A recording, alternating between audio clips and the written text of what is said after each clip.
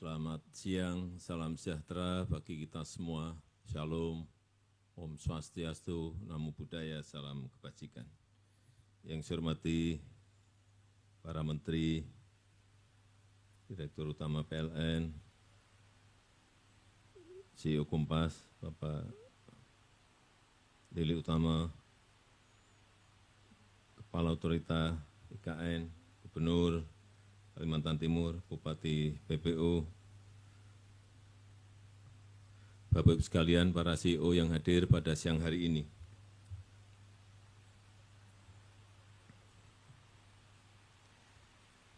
Kalau kita datang ke Kalimantan, biasanya sebelum sambutan itu ada pantun.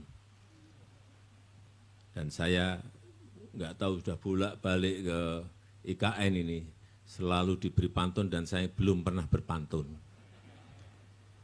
Oleh sebab itu, dalam kesempatan yang baik ini, saya mau berpantun dulu. Boleh ya?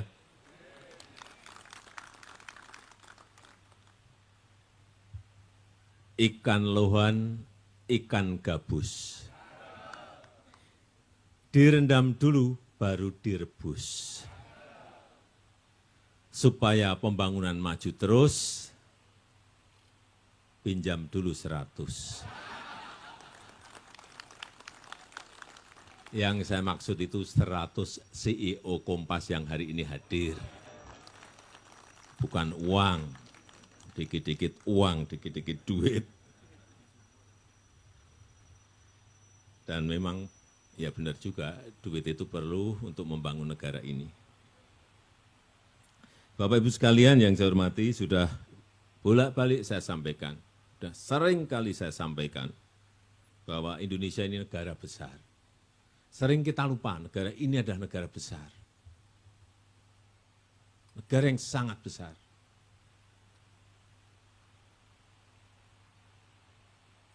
Banyak yang belum tahu, saya sering berbicara dengan kepala negara, kepala pemerintahan, bahwa kita memiliki 17.000 pulau, belum tahu. Bahwa penduduk kita ini sudah hampir 280 juta, juga banyak yang belum tahu. Inilah yang sering saya ulang-ulang kalau dalam pertemuan supaya, dan sekarang hampir semuanya tahu bahwa Indonesia memiliki 17.000 pulau, memiliki penduduk nomor 4 terbesar di dunia. Dan sebagai negara besar, mungkin Bapak Ibu belum pernah mencoba, tapi kan punya jet pribadi. Coba terbang dari Aceh, Banda Aceh, langsung ke Jayapura atau ke Wamena. Baru tahu berapa luas negara ini. Saya pernah mencoba sekali. 9 jam 15 menit. Dari Banda Aceh. Nanti nyobalah satu-satu. Dari Banda Aceh ke Jayapura. Kan terasa betapa negara ini sangat, negara kita berkerasa negara ini negara besar. Itu kalau dari London mungkin sampai, kalau sini mungkin sampai mana? Istanbul mungkin.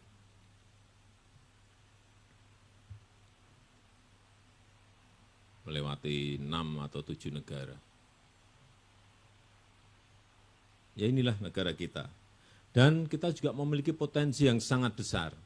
Juga bolak-balik saya sampaikan, potensi mineral melimpah, potensi perikanan melimpah, potensi produk agri melimpah, potensi energi hijau juga melimpah. Kita memiliki sungai saja memiliki 4.400 sungai, yang 128 itu sungai besar.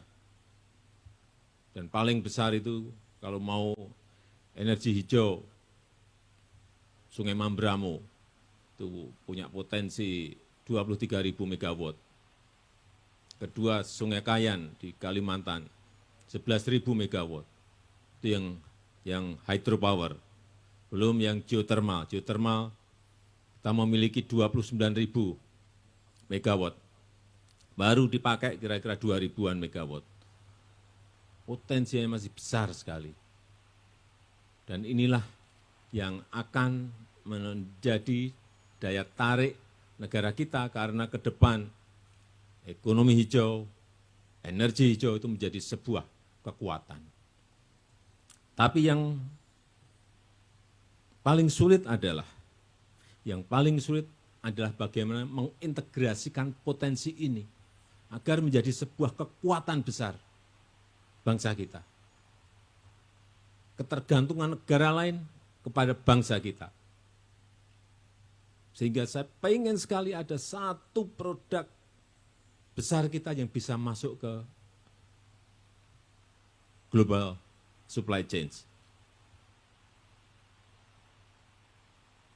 Inilah yang sedang dalam proses kita rancang, yaitu ekosistem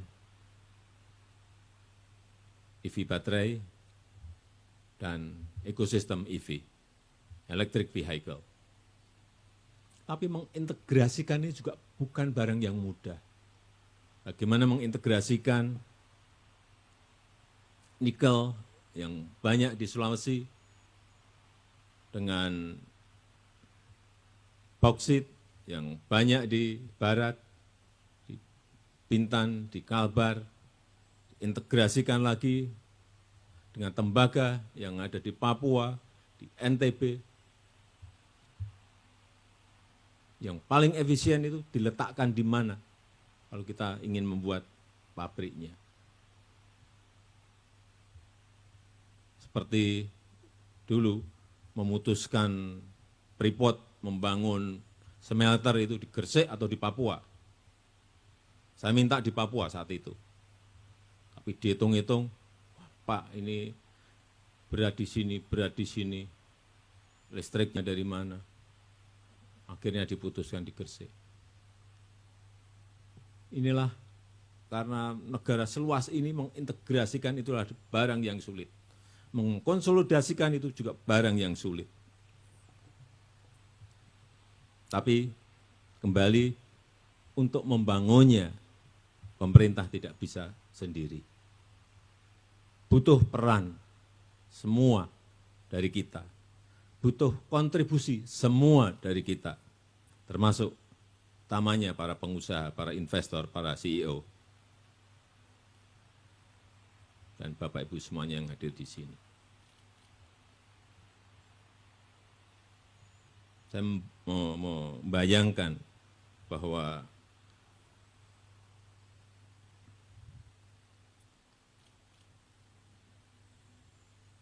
kalau kita bisa mengintegrasikan tadi, lompatan itu akan terjadi dari negara yang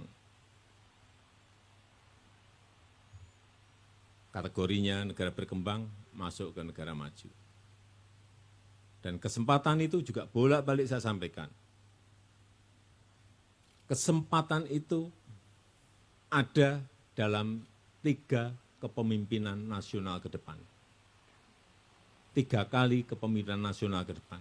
Dan itu juga yang sering disampaikan oleh Bank Dunia, oleh IMF, oleh OECD, oleh McKinsey, saya suruh ngitung lagi oleh Bappenas. Kesempatan itu ada, peluang itu ada, opportunity itu ada. Tapi tantangannya juga tidak gampang, tantangannya juga tidak ringan. Butuh konsistensi, butuh keberlanjutan. Karena dari yang saya pelajari, dari kepemimpinan kita, itu selalu sudah sampai SMP, ganti pemimpin, balik lagi ke TK lagi, balik lagi ke SD lagi. Selalu dimulai, sehingga selalu dimulai dari nol. Kayak kita beli bensin di pompa bensin. Pak, dari nol Pak. Pak, sudah nol Pak. Ya Pak, kita mau seperti itu terus. Enggak bisa, kalau sudah SMP mestinya bisa masuk ke SMA, bisa masuk ke S1, S2, S3, S4, S5, S6. Mestinya seperti itu. Konsistensi itu yang sekali lagi dibutuhkan. Saya belajar dari negara-negara Amerika Latin. tahun 50-an, tahun 60-an, tahun 70-an mereka sudah menjadi negara berkembang. Tapi sampai saat ini, kebanyakan dari mereka juga masih tetap menjadi negara berkembang dan bahkan ada yang jatuh menjadi negara miskin. Tetapi ada salah satu contoh negara yang menurut saya, ini karena manajemennya, karena tata kelolanya baik, lompatan itu terjadi dan memiliki pertumbuhan ekonomi yang sangat fantastis, yaitu Guyana. Guyana dulu adalah salah satu negara termiskin di Amerika Selatan. Kemudian ditemukan potensi minyak, digarap oleh swasta, bukan oleh BUMN. Maaf Pak Erik. Digarap oleh swasta, bukan oleh BUMN. Tapi difasilitasi, diatur oleh pemerintah.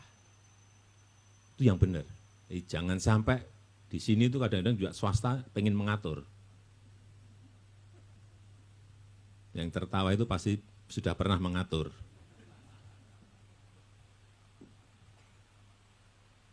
Enggak, yang benar itu silahkan garap swasta, tapi pemerintah memfasilitasi dan mengatur. Dan kini Guyana menjadi negara dengan pertumbuhan ekonomi tercepat. Tahun 2022 pertumbuhan ekonominya sampai mencapai 62%.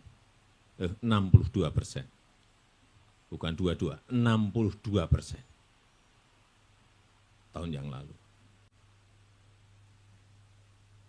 Karena swasta dan pemerintah bergandengan.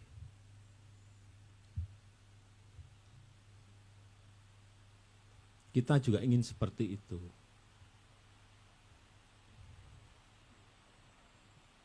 Kembali lagi ke Freeport. Ada swasta, ada BUMN, pemerintah dapat